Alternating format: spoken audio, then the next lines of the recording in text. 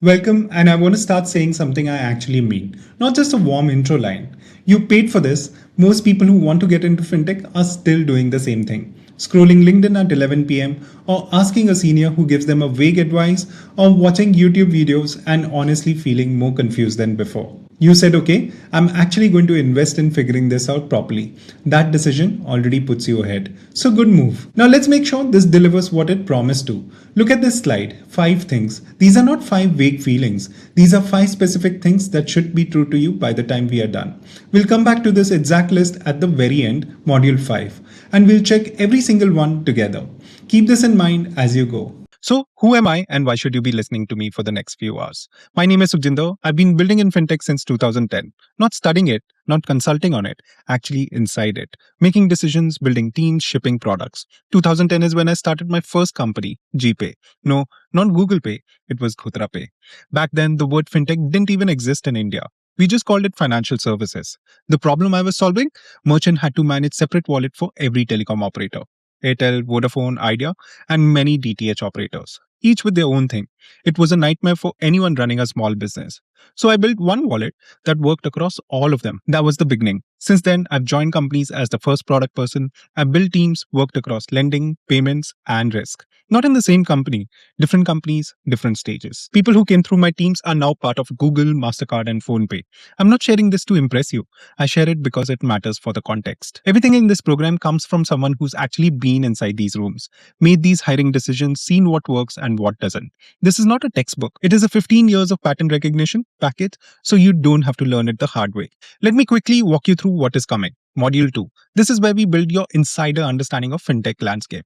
Not just what regulators are, but how to read them, how to understand license types, and how to map any fintech company in under 2 minutes. By the end of Module 2, you'll be able to look at any fintech company in India and immediately understand what kind of a business it is, who regulates it, and what that means for people who work there. Module 3, this is the big one. Every role inside fintech, not from job description, from real experience. Career ladders from entry to leadership, real salary numbers at every level. And something most programs never cover, how fintech salaries actually work. What ESOPs are, how to evaluate an offer properly, and what to say when they ask you what number are you expecting. Module 4, skills. What to learn for each role, what to learn it for free, and a specific project to build that proves you do the work before you have been hired. A 4-week action plan built specifically for the role you're targeting, and how to actually get interviews, not just how to apply. LinkedIn formula, outreach template, cover note structure, resume, and LinkedIn audit. Plus 6 downloadable resources. These are not throwaway PDFs. These are references you will come back to again and again throughout your job search and beyond. Before we start, 3 rules. Rule 1, go in order. Do not skip. I know if you already know a bit about fintech, you want to jump ahead. Don't do that. Module 4 only works if you have the foundation of Module 2 and 3. The sequence is there for a reason. Rule 2, download every PDF, all 6 of them. The ecosystem map, the role guide, the skills roadmap, the career worksheet, the top 25 companies, the resume and LinkedIn checklist. These are not documents you look at once and close. You will use them most when you actually start applying for roles, not right now. Rule 3, the career worksheet in Module 4. That is the most important thing in the entire program. The module gives you knowledge, the worksheet gives you direction. Do not skip it. Okay, enough setup, let's get into it. Module 2 starts with a question. How do you read a fintech landscape like an insider? The answer is not what most people think. Okay, Module 2. I want to start by saying something clearly. This module is not about explaining what fintech is. You already know that. This module is about something more useful. How to read fintech landscape the way someone who has been inside it for 15 years reads it. There is a difference between knowing that RBI regulates payment companies and actually understanding what that means for how companies operates, what decision it can make, and what it cannot do. That second level of understanding is what this module builds. Look at 4 things on the screen. By the end of this module, you'll be able to do all 4. Not just understand them, actually do them. Let us start with a quick anchor. Fintech is any company that uses technology to deliver a financial product or services. You know this. India has 4 regulators and 1 infrastructure body. Everything in this industry sits under one of those 5. Now let us go deep. Let us go through all 5 bodies. I want to anchor each one with a simple rule. Not a textbook definition, a rule you can apply immediately when you look at any company. RBI. Simple rule, if a company touches money directly, deposits, loans, payments, RBI is watching. PhonePe, Razorpay, Slice, Jupiter, Lending Cart, All of them fall under RBI in some way. SEBI. Simple rule: if it helps you invest money, SEBI is in charge. Zerodha, Grow, Upstock, every single one needs SEBI approval to operate. IRDAI. Simple rule: if it involves insurance, IRDAI sets the rules. Policy Bazaar, ACO, Digit Insurance, Turtle Mint, all IRDAI regulated. PFRDA. Simple rule: if it involves pensions and retirements, PFRDA governs it. NPS, Atal Pension Yojana, and the companies that distribute these products. NPCI. This one is different. NPCI is not a regulator. It does not set rules. It builds and runs the system that actually moves money. UPI, IMPS, RuPay, NACH. When you send money on any app, NPCI is the pipe it travels through. Now, here is the thing that most people miss. Companies do not sit neatly under one body. Grow started with stock, that is SEBI. Then they added NPS, now PFRDA is involved. If they ever sell insurance, IRDA too. This is why understanding all five matters. Not just one, the full map. Something most people never think about. When a company says we are RBI regulated, that does not tell you very much because there are many different types of RBI licenses and each one means a completely different type of businesses. Let me walk you through five that you will encounter most often in fintech. Scheduled commercial bank. This is a full banking license. HDFC, ICICI, SBI, these are scheduled commercial banks. They can accept deposit from public, give loans, issue credit and debit cards. Highest level of oversight, most trusted by customers. NBFC, non-banking financial company. This is one of the most important license types to understand. An NBFC can give loans, but it cannot accept public deposit the way a bank can. Most digital lending companies in India, Lending Card, Capital Float, many others, they are NBFCs. It is faster to set up than a bank, less capital required, but still heavily regulated by RBI. Payment aggregators. This is the license type that companies like Razorpay, PayU, and Cashfree hold. A payment aggregator sits between the merchant and the bank. When you pay on the website, the payment aggregator processes that transaction. Very high transaction volume, very specific compliance requirements. Prepaid payment instrument, also known as PPI. This is the license that lets a company issue a wallet or a prepaid card. Paytm wallet, Amazon gift card, these operate under PPI licenses. The key thing to know, a PPI holder can hold your money in a wallet. That is different from a bank account. Different regulations apply. Account aggregator. This is a new one and it is very important for the future of Indian fintech. An account aggregator is licensed to share your financial data between institutions with your consent. FinView, OneMoney, CAMS, these are account aggregators. Think of them as an infrastructure for open finance in India. Now, why does all of this matter for you? Because when you read a job description from a fintech company, you now know what kind of a company you're actually looking at. A NBFC and a payment aggregator are completely different businesses. Different risk profile, different compliance requirements, different teams, different career path. The same title at two different license types can mean very different jobs. This is the section most courses about fintech never include. It is one of the most practical thing I can teach you. RBI publishes circulars. These are official communication from RBI to every company it regulates. New rules, changes to existing rules, clarification on how something must be done. Every fintech company that is RBI regulated must comply with these. And they are completely free, completely public on the RBI's website rbi.org.in. Click on notification, master circular, master direction, circulars. Right there. Most people applying for fintech roles have never looked at this page. If you have, you're already different. Now let me show you how to actually read one. 5 steps. Step 1, read the title. The title tells you which type of company this applies to. Banks, NBFCs, payment aggregator. It is usually in the title. Step 2, check the date. Newer circular supersedes the older one. Always make sure you're reading the most recent one. Step 3, find the applicability section. This is usually near the top. It tells you exactly which entities must follow this circular. Step 4, find the key directives. This is usually 1 or 2 paragraphs. What must actually change? What must companies do differently? Step 5, note the effective date. When does the compliance need to happen by? Now, let me give you a real example. In 2022, RBI released the Digital Lending Guidelines. Title: Guidelines on Digital Lending. Applicability: all commercial banks, NBFCs, and digital lending apps. Key directive: loan disbursals must go directly to the borrower's bank account, not third-party pass-through. Effective date, companies had a specific window to comply. What happened? This one circular completely changed how digital lending companies structured their payment flow. Product teams had to rebuild features, compliance team had to rewrite policies, operation teams had to change processes.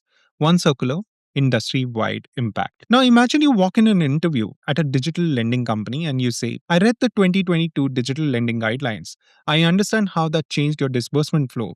I have few questions about how your team handled that transition. This is completely different conversation from what most candidates have. This is a practical payoff of everything in this module. A simple framework that lets you map any fintech company in under 2 minutes. 4 questions. Question 1. What does this company actually do? Payments, lending, investing, insurance, pension, infrastructure. This tells you the vertical immediately. Question 2. Who is the primary customer? Are they selling to individual customers? Then that is B2C. Are they selling to businesses? That is B2B. This one question shapes everything about the company: their sales team, their risk profile, their product decision, their team structure. A B2B fintech and a B2C fintech are very different places to work. Question 3. What license do they hold? Now you know the license type. Use that knowledge. Are they bank? Are they NBFC, payment aggregator, or a broker? This tells you their regulatory position and what they can and cannot do. Question 4. Which regulator governs them? RBI, SEBI, IRDAI, PFRDA, or a combination. This tells you what compliance looks like inside that company, how much regulatory work the teams do, how often rules change for them. Let me show you this with two examples. Razorpay, what do they do? Payment processing for businesses. Who is their customer? B2B, merchants and businesses. What license? Payment aggregator license. Which regulator? RBI. In one sentence, Razorpay is a B2B payment aggregator regulated by RBI that processes transactions between merchants and their customers. That took 30 seconds. Now, Grow. What do they do? Investment platform. Stock, mutual fund, NPS. Who's their customer? B2C, individual investors. What license? SEBI for broker license, AMFI registered for mutual fund, PFRDA point of presence for NPS. Which regulator? SEBI primarily, PFRDA for NPS, IRDAI if they add insurance. In one sentence, Grow is a B2C multi-product investment platform that touches three different regulators depending on which product the customer is using. Now imagine doing this before every interview, before every application, before every LinkedIn conversation with someone at a fintech company. You walk in knowing exactly what kind of a company this is, what regulatory world they live in, and what the team inside it spend their time on. This is how insiders read their landscape. Before we move to module 3, I want to walk you through the ecosystem map PDF. Download it now if you haven't already. This is not a document you read once and close. This is a reference tool you will come back to throughout your job search. Let me show you what is inside it. The full visual map. All 5 bodies, all the verticals, all the connections between them. The license type reference card, everything we just covered on one page. The 4 question company mapping framework, so you can use it without rewatching this video. Top companies example by vertical, so you can see where the companies you know sit on the map. And a glossary of key terms, because fintech has its own language, and this gives you a reference. Here is how I want you to use this. Before any interview, pull up the PDF. Map the company using the framework. Walk in knowing exactly what kind of a business it is. During your job search, use the map to decide which vertical and which regulator you want to build your career around. When you read fintech news, place every story on the map. RBI tightens NBFC lending rules. Now you know exactly what that means and which company it affects. This is how you build industry knowledge that compounds. Okay, let me do a recap of the module 2. 1. Every fintech company sits under RBI, SEBI, IRDAI, PFRDA, or NPCI, or a combination. 2. License types tell you what company can and cannot do. An NBFC and a payment aggregator are completely different businesses. 3. RBI circulars are free, public, and almost nobody reads them. This is your advantage. 4. The 4 question framework lets you map any company in under 2 minutes. Now, module 3. We go inside these companies, the roles, what people actually do every day, career ladders from entry to leadership, real salary numbers. Let's go now. Module 3. This is the module most people are here for, the roles. But I want to do this differently from every other resource you've seen. I'm not going to read you job descriptions. Job descriptions are written by HR, and they all sound the same. They tell you almost nothing about what the work actually feels like on a regular Tuesday. What I'm going to do is tell you what each role actually is. From the inside, from someone who's worked with every single one of these teams. 9 role families. For each one, what you actually do every day, every sub role from a junior to senior, the realistic career path, and what people actually earn. Not vague ranges, real numbers. Two things I want to say upfront. First, this is not a ranking. I'm not going to tell you which role is the best. The best role is the one that matches how you naturally think and work. Second, these are not job descriptions. If you want job description, go to LinkedIn. This is what the work actually feels like. Let us start. Role 1, product management. The most popular role in fintech right now. Everyone wants to be a PM, but most people do not actually understand what a PM does. Here is the honest answer. A product manager decides what gets built and why. Not how, that is engineering. Not what it looks like, that is design. But what and why. In fintech specifically, it is harder than any other industry because you're not just building a feature, you're building a feature that handles people's money. That means your roadmap is not just another customer, it is about the regulator too. If RBI releases a new circular and that affects how your loans are disbursed, you need to understand that circular well enough to change the product. The career path is clear. You start as an associate PM, then senior PM. After that, it splits. Principal PM is the deep expertise track. You become go-to person for a specific domain. Director and head of product is a leadership track. At the top is the CPO, Chief Product Officer. On the timeline, APM to PM is 1 to 2 years if you're performing well. PM to senior PM is 2 to 3 years. After senior PM, the jump takes longer. 3 to 4 years at a director level. And here's something important about the timeline. Company stage matters a lot. At a Series A startup, you can move from a PM to senior PM in 18 months if you're delivering. At a large bank or a mature company, the same jump might take 4 years. Neither is better, they're just different environments. Now, salaries. APM level 6 to 10 lakhs per annum. PM level 12 to 20. Senior PM 20 to 35. Principal PM 35 to 50. Director level 45 to 70. Head of products or a CPO at a well funded fintech above a crore. Who thrives here? People who love problems. Not people who love solutions, people who love problems. That is a different thing. Think about it. Two roles, data and analytics. If a product decides what to build, data tells you if it's working. Data analytics tracks everything: user behavior, transaction pattern, revenue, where people drop off in a flow. They build the dashboards that CEO looks at every morning. If the dashboard shows that the loan application is dropping, it is the data analyst who first sees it and flags it. Data scientists go deeper. They build models. Who's actually defaulting on loan?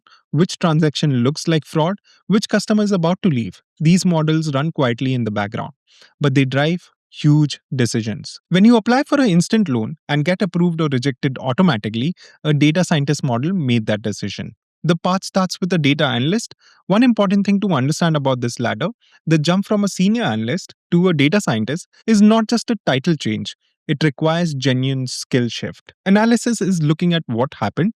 Data science is predicting what will happen. That shift requires learning and machine learning, building and validating models, working with Pythons and statistics at a deeper level. It is a real investment, but the salary jump reflects it. Salaries: data analyst 5 to 10 lakhs, senior analyst 10 to 18, data scientist 15 to 25, senior data scientist 25 to 40, analytics manager 30 to 50, head of data 50 to 80 lakhs. And here is what makes this role special in fintech. Every single team needs data. Product needs it, risk needs it, marketing needs it, operation needs it. Compliance is starting to need it. If you're good with numbers, fintech will never run out of work for you. Role 3, credit and risk. I want to say something clearly here. This role keeps fintech companies alive. I'm not exaggerating. If you're a lending company, your entire business model is giving money to people and getting it back.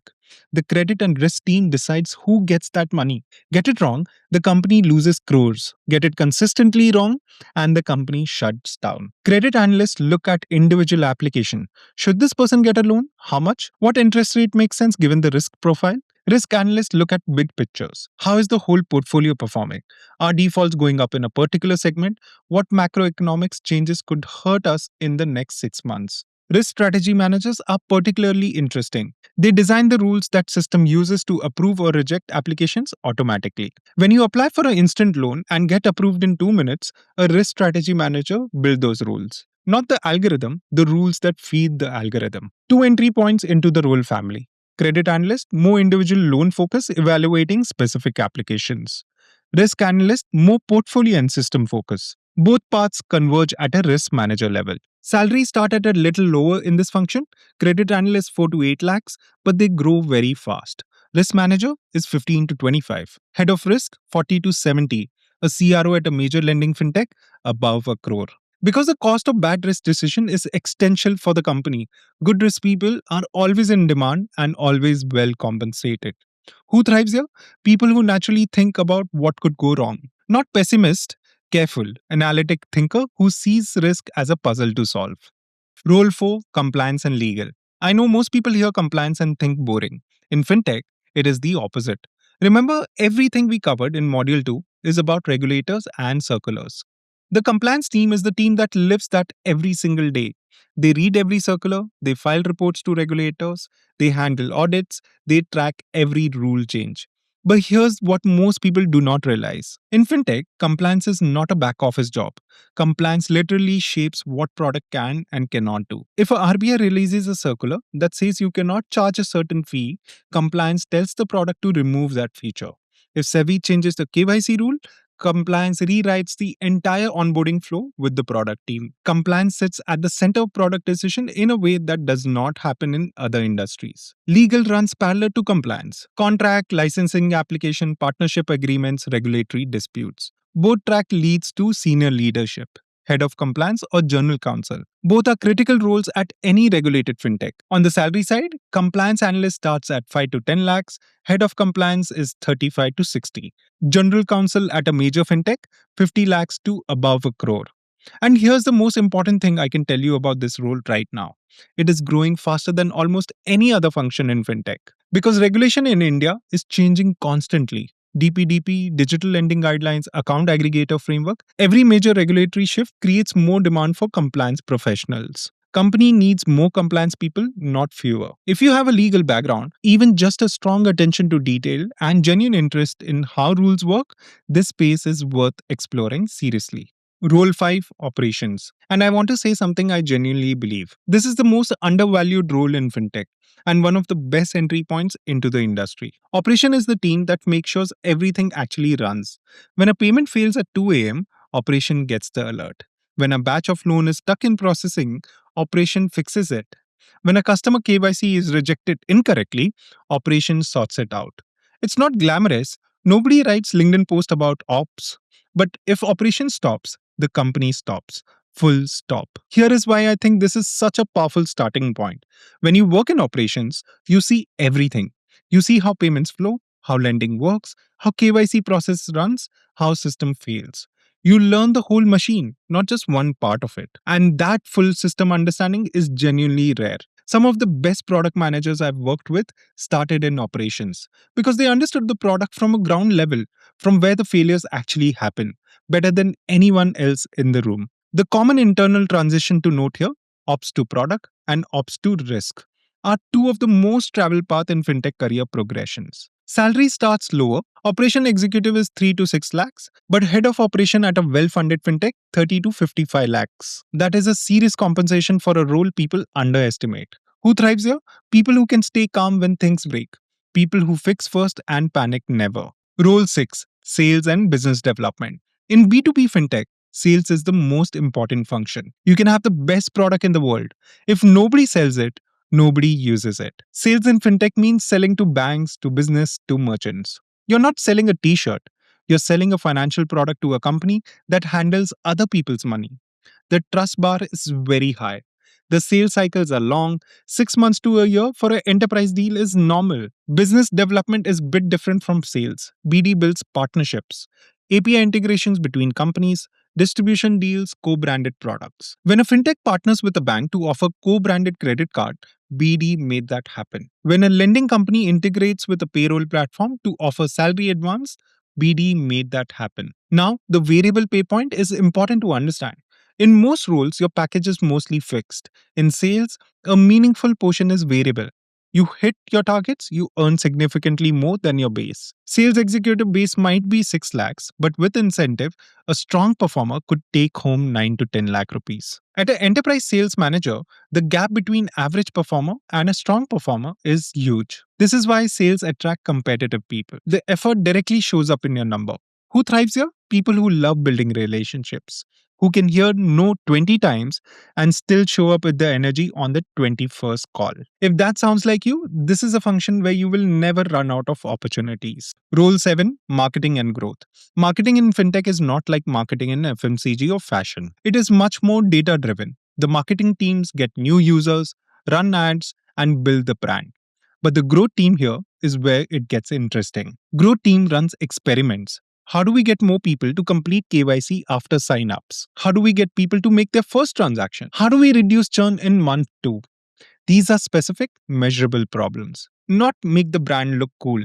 Performance marketing is another track. You spend the money on ads, you track exactly what that money brings back. Every rupee in, every rupee out. Cost per acquisition, return on ad spend, lifetime value. Very analytical, very accountable. Here is a nuance worth understanding about the role family. There are really two tracks within marketing in fintech: the brand and the content track, building the company's voice, creating content, managing communities. And the growth and performance track: acquisition, activation, retention, paid marketing. The growth and performance track trends to move faster in fintech because the impact is more directly measurable. If you can show that your campaign acquired 10,000 customers at a cost per acquisition of 200 rupees, that is a very clear contribution. Salaries: marketing executive 4 to 8 lakhs, growth manager 12 to 22, head of marketing 45 to 75 lakhs. Who thrives here? People who are creative and analytical. In fintech, every single marketing decision has a number attached to it. You cannot succeed here by being only one of those things. Role 8, Customer Success and Support. Let me be honest, this is not a role that most people dream about, but it is one of the most important in fintech and one of the most underrated starting point. Think about what fintech handles: people's money. When something goes wrong, a payment that did not go through, a loan EMI that was deducted twice, a KYC rejection with no explanation, people do not send calm emails. They panic, they call, they get angry. The support team handles that every single day. Customer success is different. It is more proactive, especially in B2B fintech. You work with big clients, banks, NBFCs, merchants, and you make sure they are getting value from the product. You spot problems before they escalate. You are the relationship between the company and its most important customers. Now, let me tell you why I think this role is genuinely smart entry point. When you work in support, you learn the product from the most honest perspective, the customer's perspective. Every complaint is a product gap. Every common question is a design problem. Every escalation is a systemic issue. The people I've seen move from support to product, they are some of the most grounded product managers in the room because they know exactly where the product breaks. The transition from customer support to product or operation is one of the most traveled path in fintech. Salary starts lower here. Support executive 3 to 5 lakhs. But head of customer experience at a good fintech 30 to 50 lakhs. And the skill you build, product knowledge, empathy, communication, travel well into other functions. Role 9, Strategy and CEO's office. This is the role that sees the whole board. While everyone else is focused on their piece, strategy looks at the full picture. What market should we enter next? Should we add insurance or stay focused on lending? What are our biggest competitors doing that we are not paying attention to? Business analyst is the entry point. You analyze data, build reports, prepare business cases. Strategy associates and managers go deeper. Expansion plan, new product evaluation, competitive intelligence. Chief of staff is interesting and worth understanding properly. This is not a promotion from strategy manager. It is a lateral role. You work directly with the CEO. Whatever the CEO's biggest problem is this week, that is your problem. If the CEO needs to prepare for a board meeting, you are preparing it. If there is a strategic partnership being evaluated, you're running the analysis. It is intense. The access is extraordinary. And you learn faster than almost any other role. Most people do the chief of staff role for 2 to 3 years and then move into a functional leadership position with much broader view of the business than anyone else. Salaries: business analyst starts at 6 to 12 lakhs. Strategy manager is 20 to 35.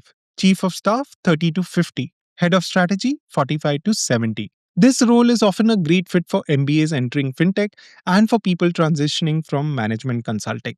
If you are strong at structured thinking and you love seeing how the whole business fits together, explore this seriously. Okay, we've covered all 9 roles. I want to spend a few minutes now on something most career content never address properly: how fintech salaries actually work. Because knowing the number is only half the story. Let me walk you through the other half. First, company stage matters as much as your title. The same product manager role pays very differently depending on where you are. At a pre Series A startup, you might take a lower base but get meaningful ESOPs. At a Series B or a C company, you get a competitive base and still have some equity upside. At a large bank or an NBFC, you get a stable, structured package, but likely lower than pure fintech and with minimal equity. None of these is wrong, they're just different trade offs. Second, ESOPs. You will hear this word a lot in fintech interviews: employee stock ownership plan. Very simple, it gives you the right to buy company share at a fixed price in the future. If the company grows and raises at a higher valuation, your ESOPs become more valuable. If the company stagnates or shut down, they're worth nothing. Treat ESOPs as a potential upside, not guaranteed income. Never leave a good offer because the ESOP component sounds large. And never accept a bad offer purely because of ESOPs. Third, how to evaluate an offer properly. 5 questions to ask yourself before you accept anything. 1. What is the total CTC? Base plus variable plus ESOP's value. Not just a headline number. 2. What is the vesting schedule? Most ESOP vesting is 4 years, with 1 year of cliff. That means you get nothing for the first year. Know this before you sign. 3. What is the variable pay structure? When is it paid? What are the targets? Is it an individual performance or a company performance? 4. What is the learning value of this role? A role that pays slightly less but puts you in front of the right problem, the right people, and the right system can be worth more over a 3-year horizon than a higher paying role that teaches you nothing new. 5. What is the company's last valuation? This gives you a context on whether the ESOPs have a realistic upside. And finally, what to say when they ask you about a salary expectation. Do not say a number first. Most people give a number immediately, and they almost always go too low. Instead, ask a question. Before I give you a number, could you share the budgeted range for this role? Most interviewers will tell you. If they push you for a number, give a range. Use the market data from this module. Anchor the role level and the company stage. Your current salary is not their problem. The market rate is the conversation. And one last thing, always ask once, clearly, professionally. The worst they can say is no. Most people never ask at all. Okay, 9 roles. That was a lot. Let me say one important thing before we move on. No role is better than another. I know it's tempting to rank them. Product sounds cooler, strategy sounds smarter, data sounds more technical. That is not how this works. The right role is the one that matches how you naturally think. The wrong role is the one that sounds impressive but drains you every single day. We will work on figuring out which one is right for you in Module 4. On the salary side, remember 3 things. Company stage affect your pay as much as your title. ESOPs are upside, not guaranteed income. And always ask about the range before you give a number. Download the role guide PDF now, all 9 roles on one document, career ladders, salary bands at every level, sub role breakdowns, and the offer evaluation checklist. This is the document you will return to every time you're evaluating a new opportunity. Not just during the job search, but throughout your career. Module 4 is next. We are going to cover the skills per role, how to find your fit using a guided framework, and then something most career programs skip entirely: how to actually get interviews, not just how to apply, how to get noticed, how to get the call, how to get into the room. Let's go now. Okay, module 4. You know the landscape, you know the roles, you know what people learn. Now, what do you actually need to learn? I'm not going to give you a list of 50 skills. That is what Google does, and it does not help. For each role, I will give you 3 to 5 skills that actually matter, the ones that get you hired, where to learn them for free, and the one skill to start with. Just one. If you're learning nothing else, learn that one. 2 rules before we start. Rule 1: go deep, not wide. Learning 5 skills at a surface level helps nobody. Learning one skill deeply makes you useful on day 1. Rule 2: show your work. Nobody cares about your Coursera certificate. I'm going to say that again. Nobody cares about your Coursera certificate. They care about what you built with what you learned: a project, a case study, a piece of analysis, a product critique. This is what gets you noticed. The certificate tells them you sat through a course. The project tells them you can actually do the work. Let us go role by role, starting with the first 3: product management. The most important skill is product thinking, which means learning how to break big, messy problems into smaller, specific pieces. After that, learn wireframing, learn to write a clear product document, and learn enough SQL to pull your own data. You don't need to be a developer, but you cannot keep depending on data team every time you have a question. The project, pick any fintech app you use, write two-page product critique, what works, what doesn't, how would you fix one specific problem? Not five problems, one. That document, if it's sharp, is more valuable than any certification you can show. Second, data and analytics. SQL, start with SQL, end with SQL. Every data role in every company starts with SQL, then Excel, then Python. Specifically, the Pandas library, then data visualization, then basic statistics. The project, download any public fintech dataset, Kaggle has many, do an analysis, find three insights, write them up, put it on LinkedIn or GitHub. That project is your proof of skill. Credit and risk. Learn to read balance sheet. That is step 1. If you cannot look at a company's financial and understand what is happening, you cannot assess risk.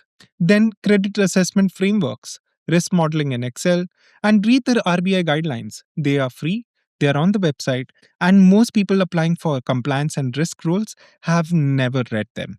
The project, find the annual report of any listed NBFC. Write a one-page credit assessment. Would you lend to this company? Why or why not? That is genuinely impressive thing to show in any interview. Next 3, compliance and legal. The skill is regulatory knowledge and you will get it for free. Go to RBI website, go to SEBI website, read the guidelines. Most people applying for compliance roles have never actually read a circular. If you have, you're already ahead. The project here is genuinely powerful.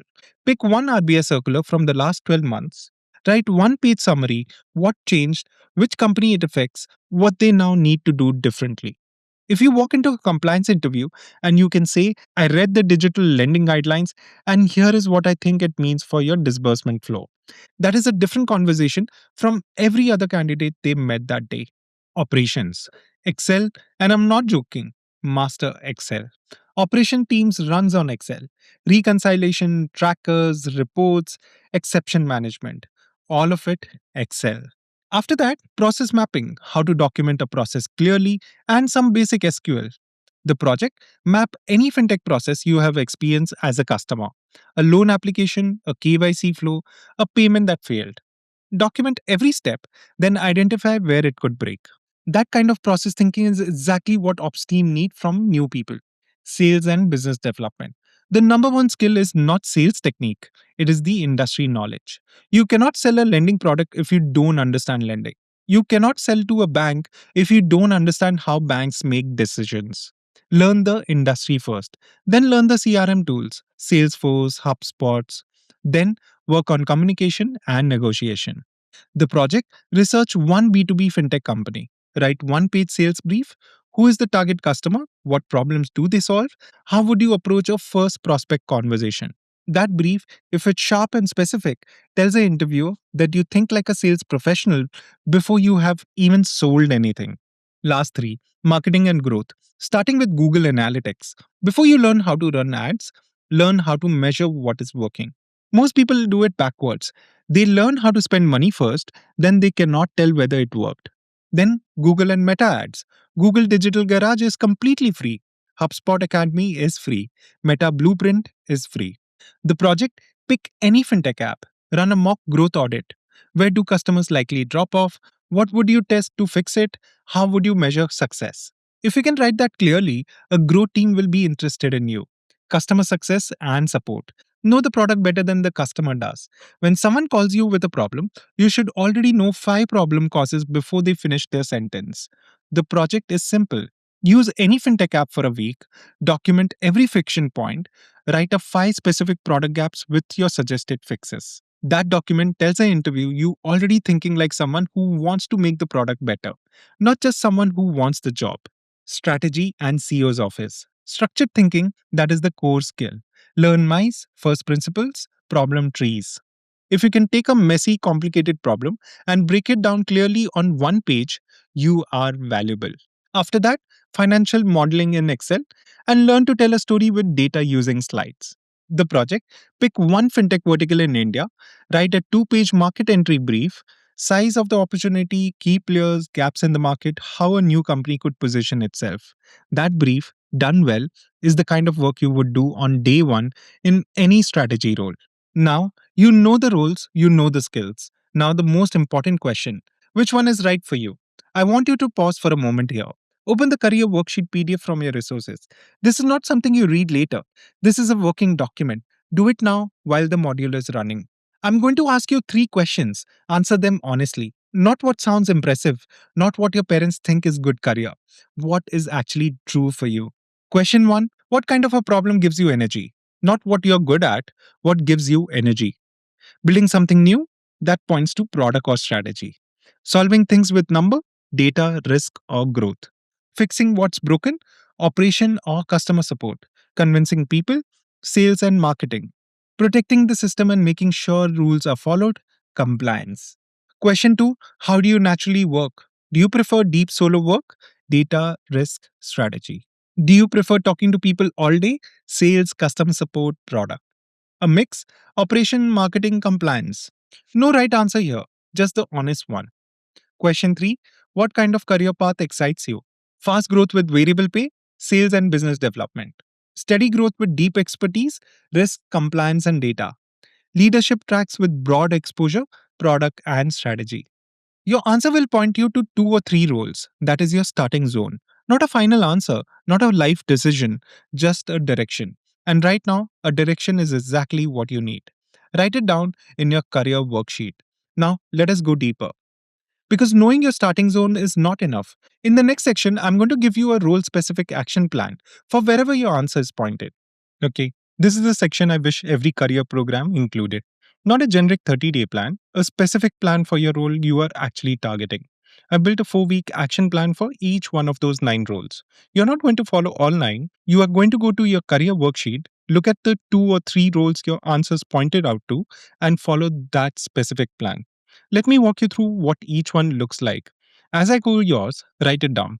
Week by week, what will you do and when will you do it? Not, I will try to do this Monday of next week. That is when week 1 starts. Okay, here we go. Product management. Week 1, read Lenny's newsletters. 10 articles, learn what good product thinking actually looks like. Week 2, pick a fintech app, write your product critique, post it on LinkedIn. Week 3, learn Figma basics. Wireframe one improvement you suggested in your critique. Week 4, apply for 3 APM or PM roles. Reach out to 2 PMs on LinkedIn using the outreach template in your worksheet. Read, build, share, apply. Data and analytics. Week 1, complete the Mode SQL tutorial. Do every single exercise. SQL is your foundation. Week 2, download a fintech public dataset from Kaggle. Start your analysis. Week 3, write up 3 insights. Build a simple visualization, put it on GitHub or LinkedIn. Week 4, apply for 3 analyst roles. Reach out to 2 data professionals on LinkedIn.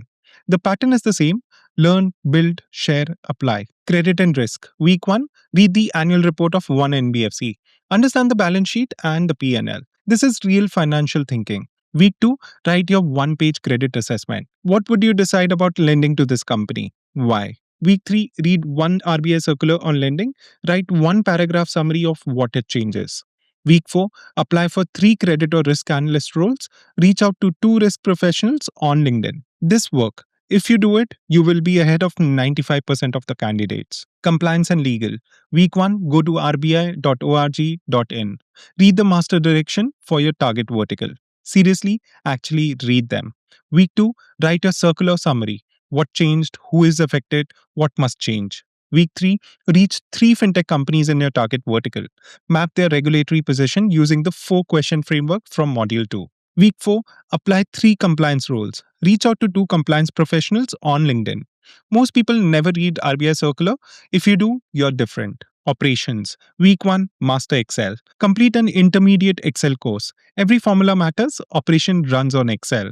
Week 2, map a fintech process you experienced as a customer. Loan application, KYC flow, payment failures, document every step.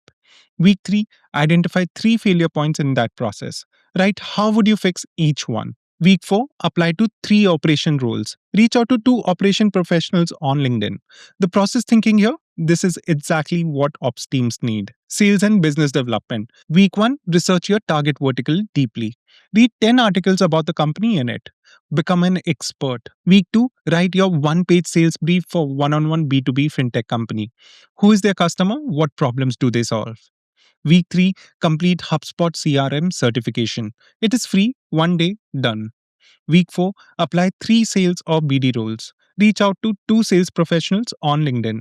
Industry knowledge first, then tools, then pitch. Marketing and growth. Week 1, complete Google Digital Garage certification. Free, foundational, understanding digital marketing fundamentals. Week 2, run your mock growth audit on Fintech app. Write it up. Where do users drop off? What would you test? Week 3, post your growth audit on LinkedIn. Tag the company if appropriate. Show your thinking. Week 4, apply 3 marketing or growth roles. Reach out to 2 growth professionals on LinkedIn. Analytics first, and second. Customer success and support. Week 1, use your target company's product every day. Document every friction point, every moment you got stuck. Week 2, write your product gap documents. 5 gaps, 5 suggested fixes. Week 3, read the company's help center. FAQs, product blogs, know it better than their own support team does. Week 4, apply for 3 CS or support roles. Reach out to 2 CS professionals on LinkedIn. Deep product knowledge is your edge here. Strategy and CEO's office. Week 1, learn one structured thinking framework deeply. MICE, first principle, problem trees. Pick one, master it. Week 2, write your market entry brief for one fintech vertical. Size of the opportunity, key players, market gaps. Week 3, learn Excel financial modeling. Build a simple 3 statement model: income statement, balance sheet, cash flow. Week 4, apply 3 strategy or analyst role. Reach out to 2 strategy professionals on LinkedIn. Thinking matters more than anything else in this role. Now, whatever role your worksheet pointed to, that plan starts on Monday. Not after you finish this module, not after you feel ready. Monday. Because the people who build fintech careers are not the ones who plan the most. They are the ones who started first. Let us move to the next section. This section is the one that most career programs skip entirely. They tell you what skill to learn, they tell you to apply, but they don't tell you how to actually get the interview. Let me fix that. Most people apply for the job the same way. They find a listing, they send a resume, they wait. And they wonder why they hear nothing back. Here is the reality. A fintech hiring manager sees 200 applications on a single role. Most of them look identical. Generic headlines, generic resume, generic cover note that starts with, I'm passionate about fintech and I believe I would be a great fit. That goes nowhere. What actually gets you noticed is specificity. Let me give you 3 tools. Tool 1, your LinkedIn headline. Most people write, aspiring product managers looking for opportunities. That tells nobody anything. Here is the formula: what you're building, plus where you're headed, plus relevant context. For example, building credit risk skills for fintech lending roles, 2 years in BFSI. Or product thinking plus fintech regulation, targeting PM roles in lending and payments. Specific, intentional, immediately tell someone who finds your profile exactly what you're about. Tool 2, direct reach out. Most people reach out to HR. Reach out to someone who's already doing the job you want at a company you're targeting. Keep it under 5 lines. Line 1, one specific thing you know about their company or their work. Not I admire a company, something specific. Line 2, one specific thing about you that is relevant. Line 3, one simple ask. Not, can you refer me for a job? Would you be open to a 15-minute conversation? That's it. Specific beats polished every single time. I've given you example on screen for a data role. Read it, adapt it to your role, use it. Tool 3, the cover note. Most people write cover notes that are too long, too generic.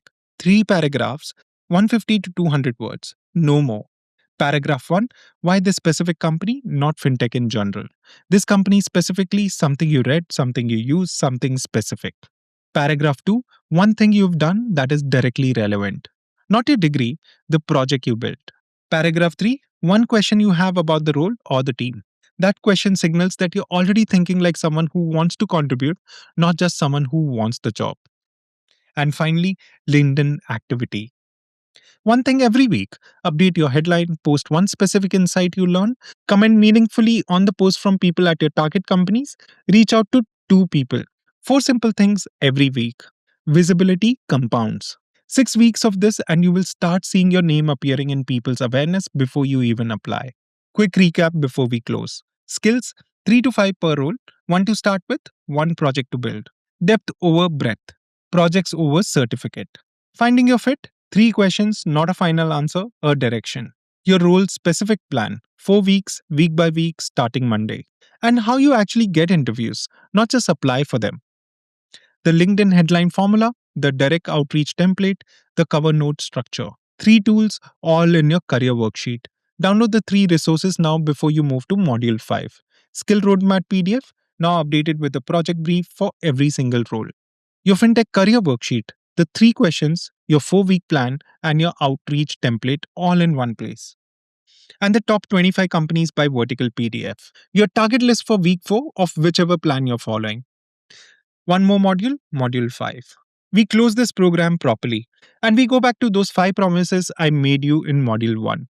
Every single one, we check them together. Let's finish this. Okay, this module is different from everything else in this program. I'm not going to explain you concept. I'm going to audit your resume and your LinkedIn profile with you.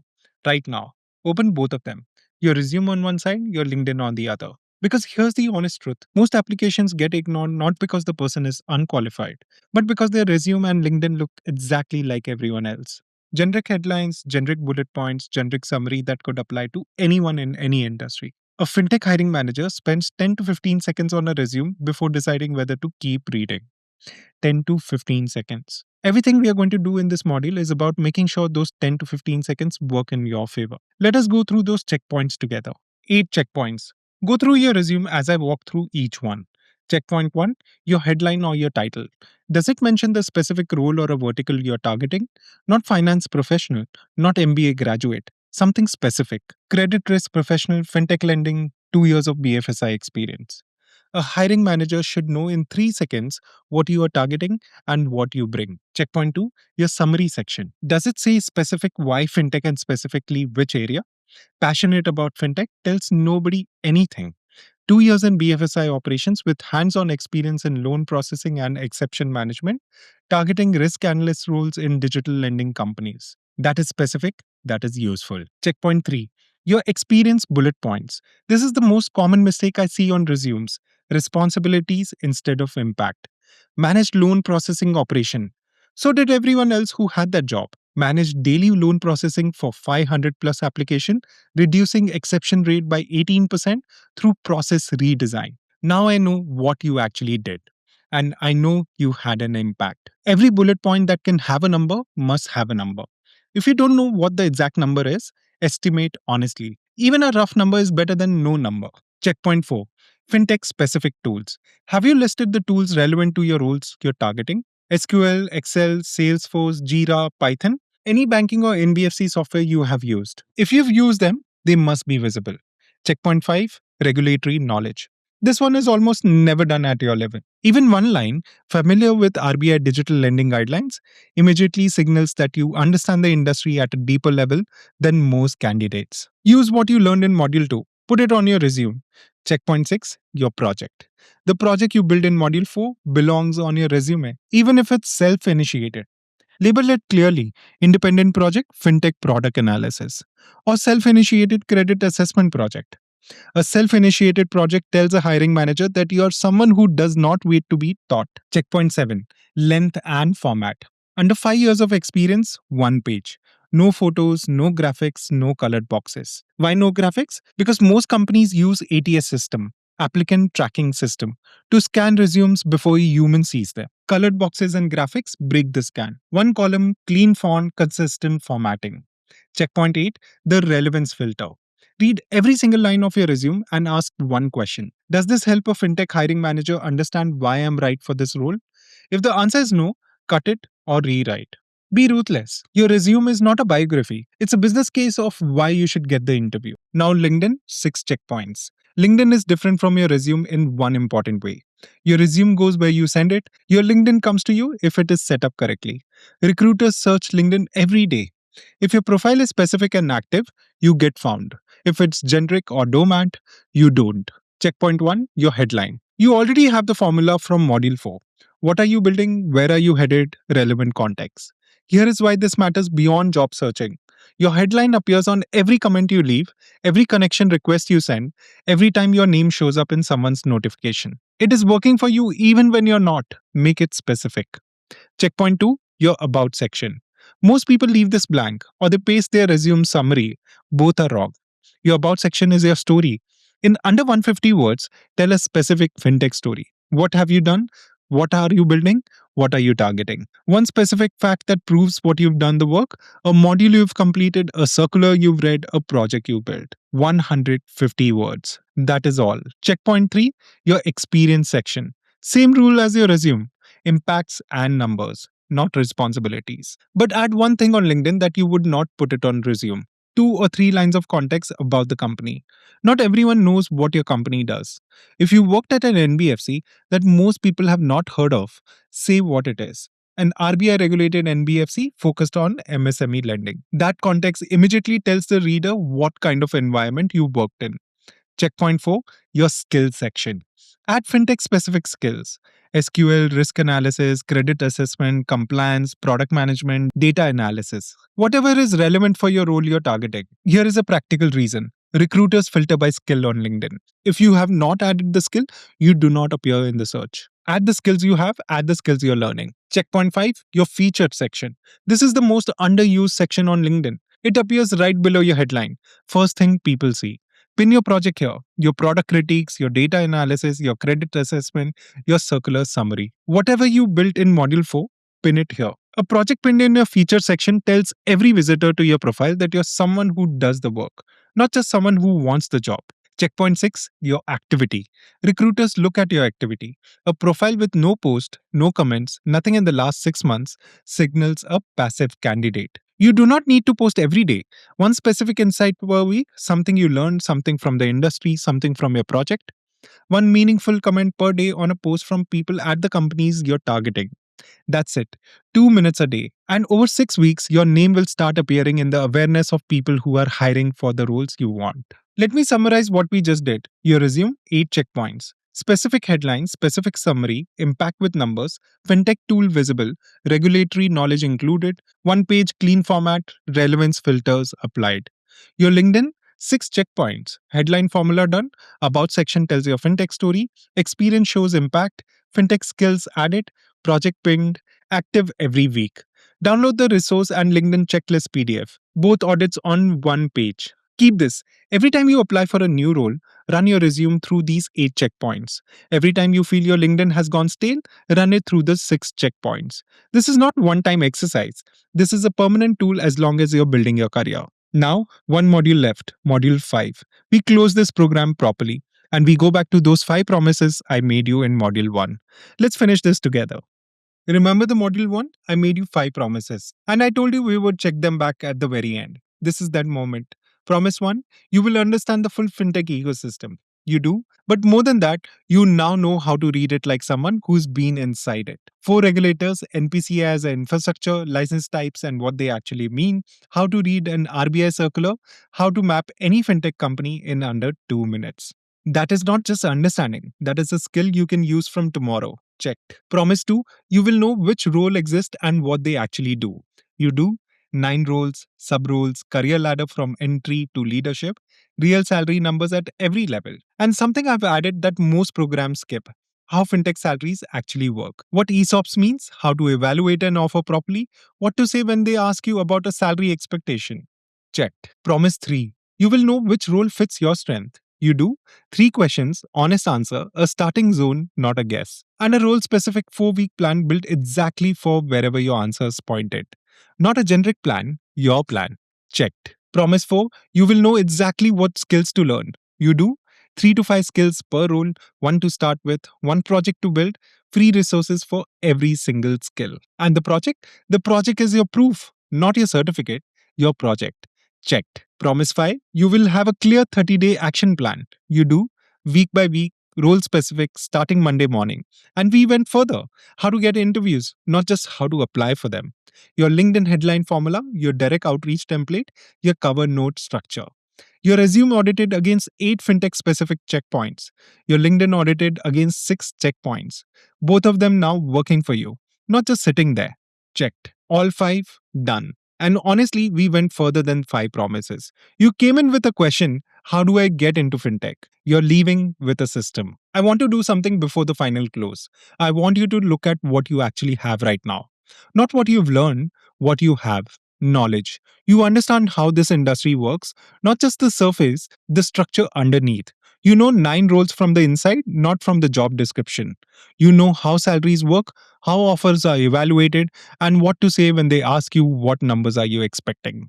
Tools, six resources, and an ecosystem map you will use for years, a role guide with real career ladders and real salary numbers, a skill roadmap with a project for every role, a career worksheet with your three answers, your 4 week plan, and your outreach template already drafted, a list of top 25 companies by vertical in India, your actual target list, and a resume and a LinkedIn checklist you will come back to every time you apply for a new role for the rest of your career. Direction, a starting zone, not a vague idea, a specific 2 to 3 roles that match how you actually think, a 4 week plan built for your exact role, a project that proves you can do the work before you've been hired, and a resume and a LinkedIn that are now working for you even when you're not looking at them. Most people who want to get into fintech are still doing the same thing they were doing 6 months ago: scrolling LinkedIn at 11 p.m., sending generic applications, waiting to feel ready. You're not doing that anymore. You have a system. Use it. You finished, and I want to sit that for a second because most people who buy a course never finish it. This is not something I'm making up, this is just true. You finished, and that says something about you. You are someone who follows through, so hold on to that. Now, three things. One, start week one of your plan. This week, not next week. Next week is where good intentions go to die. This week, Monday, one thing from your plan. This is all it takes to go from someone who did a course to someone who actually is moving ahead. Two, use the PDF. All six of them. Not just today. When you're applying for a role 3 months from now, pull up the role guide. When you're preparing for an interview, pull up the ecosystem map and map the company. When you're updating your resume for a new application, run it through the checklist. These are not course material, these are your career tools. Use them like tools. 3. Follow Fintech Veda on YouTube and LinkedIn. I post regularly industry insight, career tips, honest takes on what's happening in Indian fintech. Things that are not part of this program because the industry keeps moving ahead. And one last task. If this program gave you clarity, share it with one person who needs it. You know someone interested in fintech, confused about where to start, doing the same LinkedIn scrolling you were doing before module 1. Send it to them. Okay, that's it. Thank you. I mean that genuinely, not as a closing line. You trusted this program with your time and money. I hope it earned both. Now go do the work.